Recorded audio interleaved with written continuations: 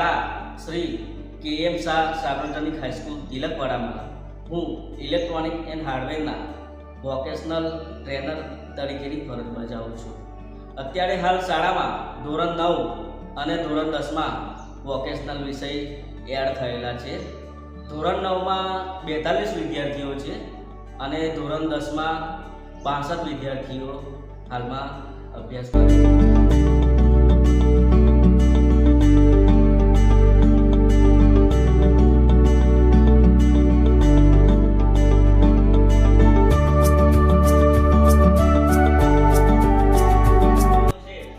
Mixer machine શું છે, બરાબર?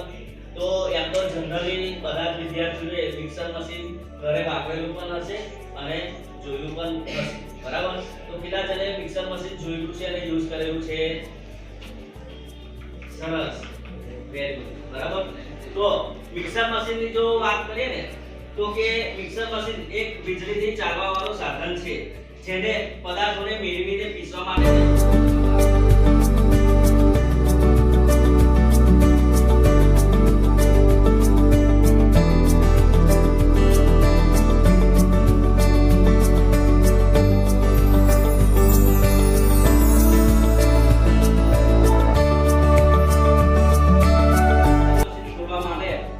આપણે સર્વપ્રથમ એના જેટલા પણ સ્ક્રૂ છે એ બધા સ્ક્રૂને ખોલી દેવાના, બરાબર? શું કરવાનું? પીળું કવર આપણે ખોલશું એટલે આખી મોટર આપણને મળી જશે.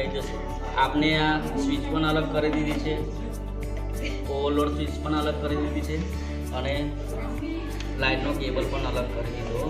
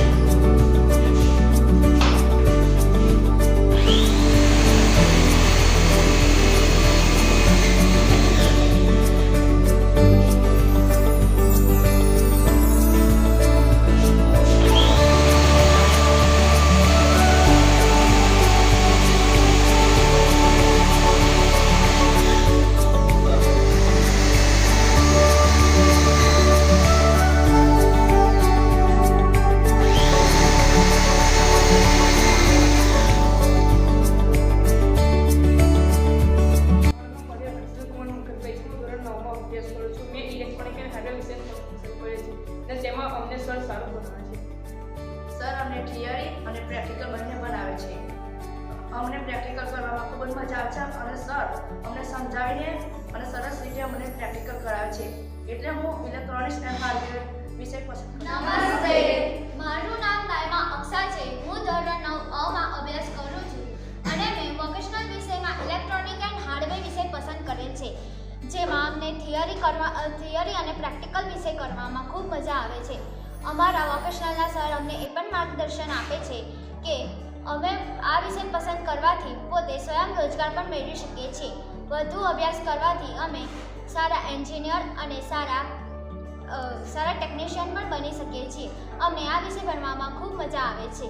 મોટાભાગે આ વિષયમાં છોકરાઓ જ સારા એન્જિનિયર અને સારા ટેકનિશિયન બનતા હોય છે, પરંતુ અમારા સરના માર્ગદર્શન મુજબ અમે પણ છોકરાઓની સમકક્ષ સારા એન્જિનિયર કે સારા ટેકનિશિયન બની શકીએ છીએ.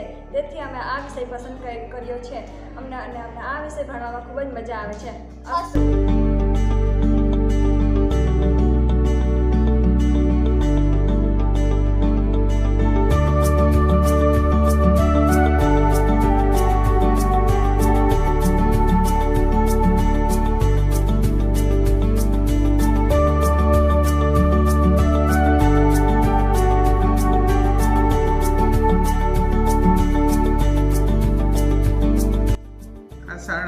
શ્રી KM શાહ સાર્વજનિક હાઈસ્કૂલ તિલકવાડાના આચાર્ય તરીકે જણાવું છું કે આ શાળાની અંદર વ્યવસાયલક્ષી એટલે શિક્ષણના 2 કોર્સીસ ચાલે છે, જેમાં એક ફિઝિકલ એજ્યુકેશન એન્ડ સ્પોર્ટ્સ અને બીજું ઇલેક્ટ્રોનિક્સ એન્ડ હાર્ડવેર. આ 2 વિષયો ચાલે છે. એના વિષય શિક્ષકો પણ ખૂબ જ રસ લઈને વિદ્યાર્થીઓને તાલીમ આપે છે. વિદ્યાર્થીઓને પણ ખૂબ રસ પડે છે અને તેઓ સારી રીતે અભ્યાસ કરે છે. તો આમ ઉત્તરોત્તર વિદ્યાર્થીઓની પ્રગતિ થાય અને એમાં આ 2 શિક્ષકો સહાયભૂત બને.